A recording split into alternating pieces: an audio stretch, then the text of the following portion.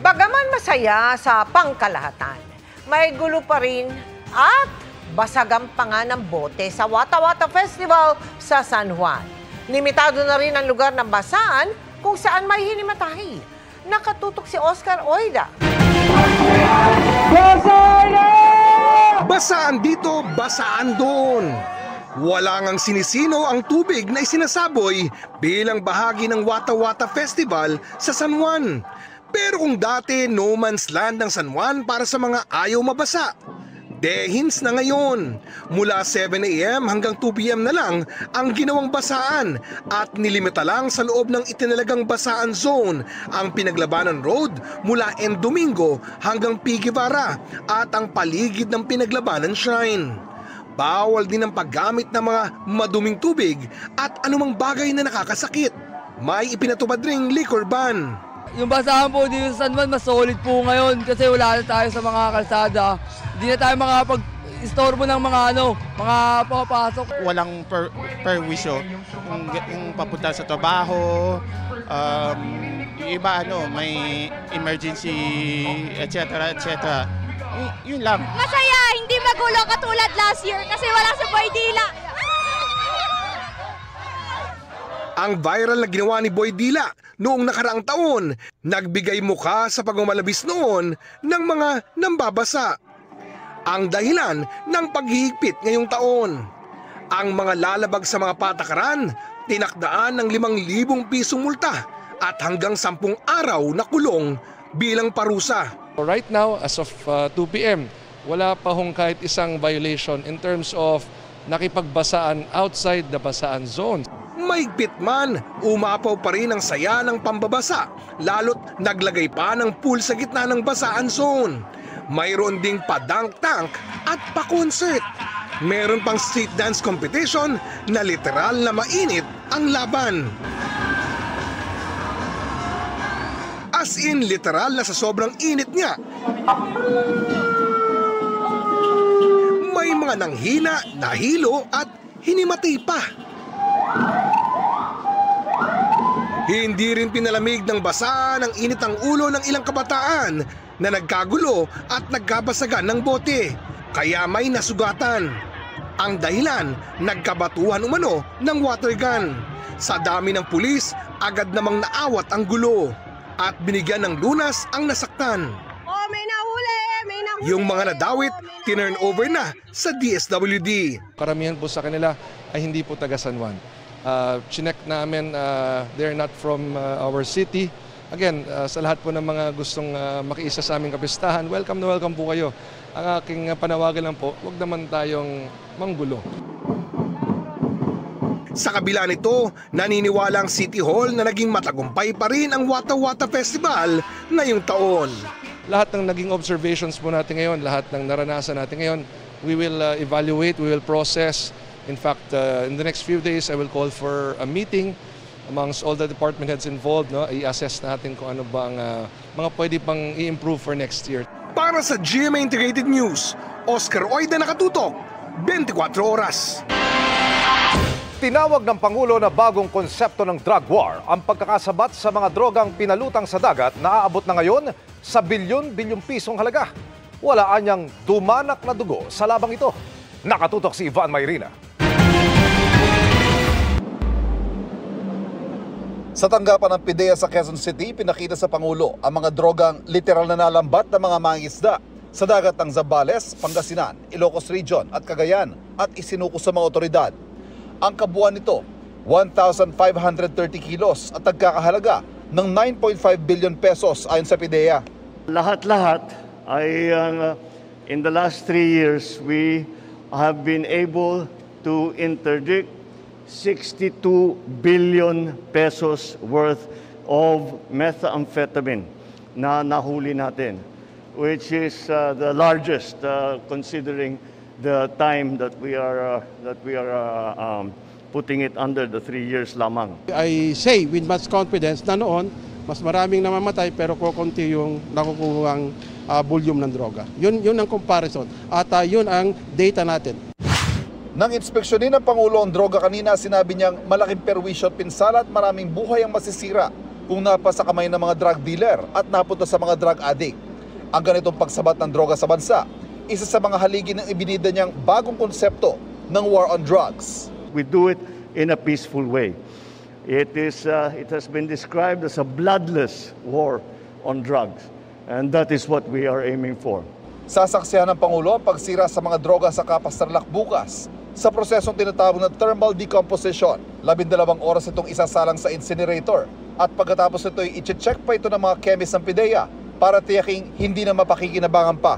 Mahigpit din ang bilin ng Pangulo na tiyaking walang nakakalusot sa drug recycling o muling pagbibenta ng mga nasabat na droga ng mga tiwaling kawani ng PIDEA o pulisya. Sa PIDEA, we always conduct our operations with other law enforcement agencies para magkaroon kami ng transparency and check and balance. Sa investigasyon ng PIDEA galing ng Myanmar ang mga droga ng Samgor Group na binubuo ng 5 subgroup ng mga drug cartel. Wala pang nahuhuli at nakakasuhan kaugnay ng mga drogang ito.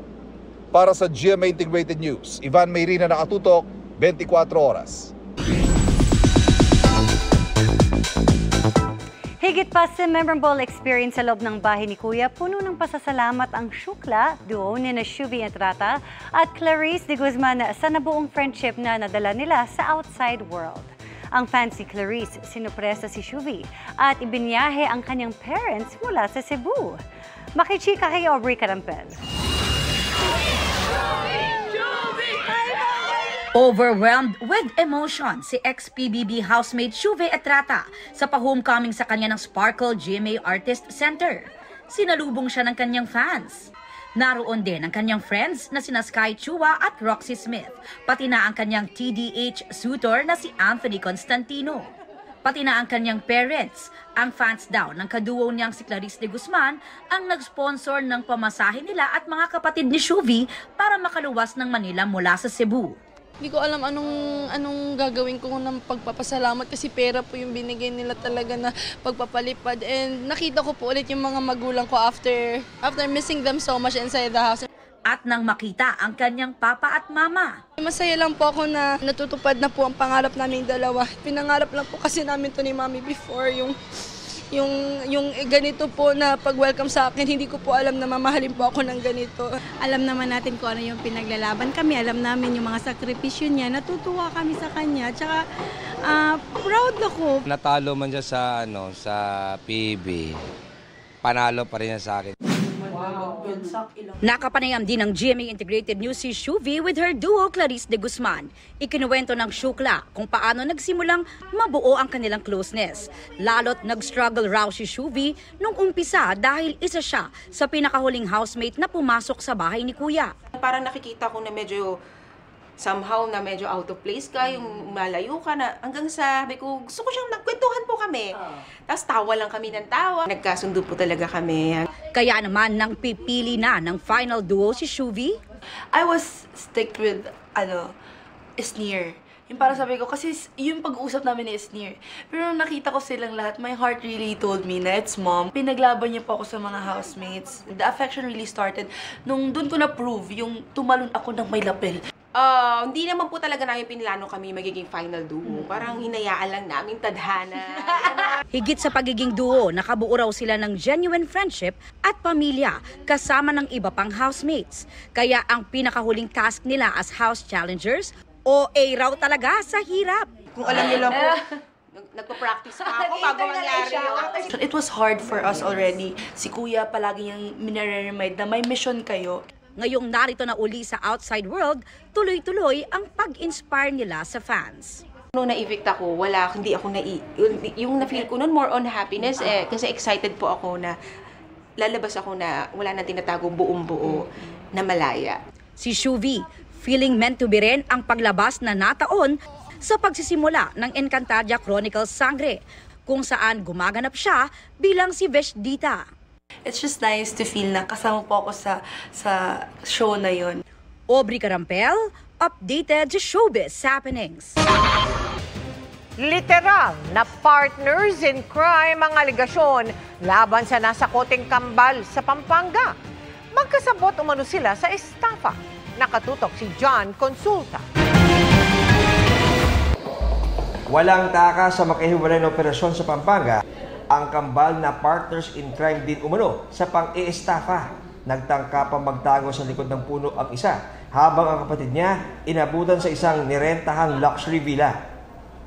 Yung mga warrant na ito ay estafa cases din sa mga previous transactions din sa halos parehong mga klase ng business transactions. Background ng ating subject ayon sa aming pag-iimbestiga ay yung isa ay tumakbong mayor dati nitong nakarang eleksyon sa Baguio City at yung isa ay kakambal niya na parehas niya ding may kaso ng estafa doon sa Baguio City.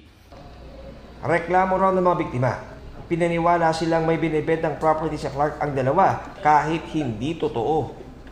Ayon sa mga nagrereklamo, nakapag-invest na sila ng ilang milyon para sa binibili nilang property dito naman ngayon sa loob ng Clark. So, dahil dumadami yung mga nagrereklamo, ginawa itong priority ng ating butihing director na si Judge Jaime Santiago upang wala nang mabiktima pa. Sinusubukan pa namin kunin ang pahayag ng mga suspect. Nakakulong na sa NBI Pampanga ang magkapatid na inaresto habang patuloy na inaalam ng mga otoridad kung mayroon pang ibang mga kasabwat ang kambal na suspect. Para sa GMA Integrated News, John Consulta, nakatutok 24 oras.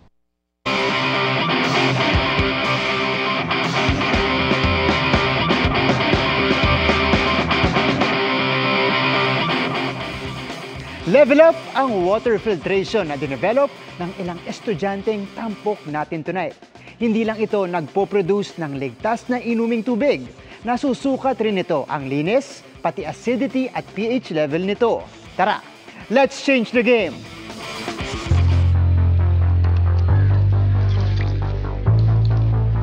Konsepto ng water filtration, pero upgraded? Yung kayang sumukat sa linis, linaw at amoy ng tubig? Isama nyo pa ang acidity o pH level. Pwede ba yun? Talaga? Yes na yes! Sagot na yan ng Sagana, short for Sustainable Aqua Gathering and Neutralization Apparatus. Developed by electronics engineering students from the Technological Institute of the Philippines. Isa itong sensor-integrated water filtration system na kayang makapag-produce ng safe potable water. Lalo't aabot pa rin sa halos 1,000 pamilya ang walang access sa malinis na tubig o basic water supply sa bansa. The Dumagat Tribe is one of the communities that are often underserved. This prototype will be donated to the Dumagat Tribe to help for their needs. Sagana actually incorporates several sensors to ensure the quality of the water that we have. We want to show them in real time the quality of the water that they are going to have, which is clean and it's odor-free and it's clear. Ang sample ng untreated water na sumalang nasa prototype, galing mismo sa water source ng indigenous people na Dumagat Tribe sa Rizal.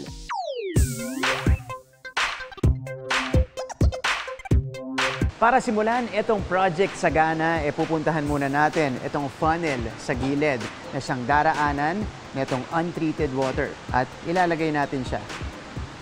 Yan, bubuhos natin dyan, papasok sa loob at diretso dito sa ating water treatment process. At para malaman natin yung status nitong tubig sa loob, dito tayo magbabase sa LCD nito. Dito natin makikita yung update sa bawat stage na dadaanan ng water treatment. Bago maging safe for drinking, sumasailalim muna sa 5-step purification system ang tubig na daraan sa Sagana. Una natin papaganahin dito sa prototype itong transducer kung saan i-dissolve yung mga sediment na posibleng meron itong untreated water. Pagkatapos nun, magkakaroon ng filtration at pH level correction process para masigurado na nasa tamang pH level yung content ng water. Ideally, ang range niya nasa 6.5 to 8.5 pH level. Nakipag-collab din ang grupo sa ilang lab para matiyak na ligtas ng inumin ang tubig. We would like to further validate our results. In order to do that, of course, we would like to work with professionals in the field. So we communicated directly with a laboratory, water laboratory testing, so that we could prove that our results are indeed within the standards.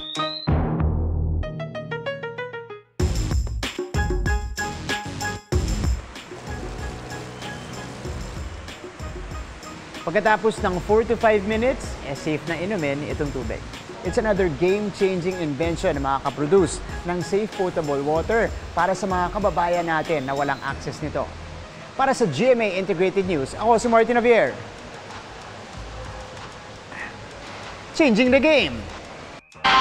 Pinabulaanan ng House Prosecution Panel na nalabag ang 1-year bar rule ng konstitusyon sa pagpapasimula ng impeachment proceeding gaya ng alegasyon ni Vice President Sara Duterte. Sabi nila ng Korte Suprema, maituturing lang na nasimula ng proceeding kung na-endorso na ang reklamo sa House Committee on Justice, bagay na hindi nila nangyari sa 3 naunang impeachment complaint. Nakatutok si Mariz Umali. Hindi na nagulat ang House Prosecution Panel sa tugon ng kampo ni Vice President Sara Duterte na lumabag daw sa 1-year bar rule ang verified impeachment complaint na inihain laban sa kanya, kaya pinababasura na niya ito sa Senate Impeachment Court. Those who cannot face the facts, those who cannot prove the substance of their defense, resort to procedure. Ang gusto namin, factual and legal basis. Wala ho yun sa sagot eh. Hindi ito yung bloodbath na inaasahan namin. May sinabi pa, ang Articles of Incorporation is a mere scrap of paper. In other words, basura. Eh kung basura, bakit nyo sinagot? Giit ng prosecution panel, hindi nalabag ang 1-year bar rule. Under the rules po, ang decided cases ng Supreme Court, the initiation happens when the impeachment complaint is endorsed to the House Committee on Justice. Hindi ho nangyari yun doon sa 3 unang impeachment complaints eh. So hindi ho na-violate yung 1-year bar rule. Nanindigan ng House Prosecution Panel na tuloy ang impeachment trial laban kay Vice President Sara Duterte sa kabila ng kanyang sagot na answer ad cotelum sa writ of summons na Senado. Nakatakda raw nilang ihain ang kanilang formal reply bago ang deadline sa Sabado at hiniling na idiretso na sa pre-trial ang kaso. Bakit pre-trial? Kasi ho, sa dami ng ebidensya namin, kinakailangang i-pre-marking to eh, markahan. Hihingi kami sa impeachment court na mag-set ng trial dates para talagang sumulong na ito. Dapat din daw maghintay ang ombudsman na resulta ng impeachment trial bago magsagawa ng sariling hakbang alinsunod sa batas. Ang impeachment proceedings po is of primordial consideration. Yan ho ang pinakamataas na antas tungo sa panagutin ang impeachable official. The ombudsman should await the outcome of the impeachment proceedings. The ombudsman should take a back seat. Sinabi rin ng prosekusyon na hindi nila nakikita ang anumang makatarungang dahilan upang ibasura ang kaso nang hindi ito idinadaan sa paglilitis. Para sa GMA Integrated News, Mariz Umali, nakatutok, 24 oras.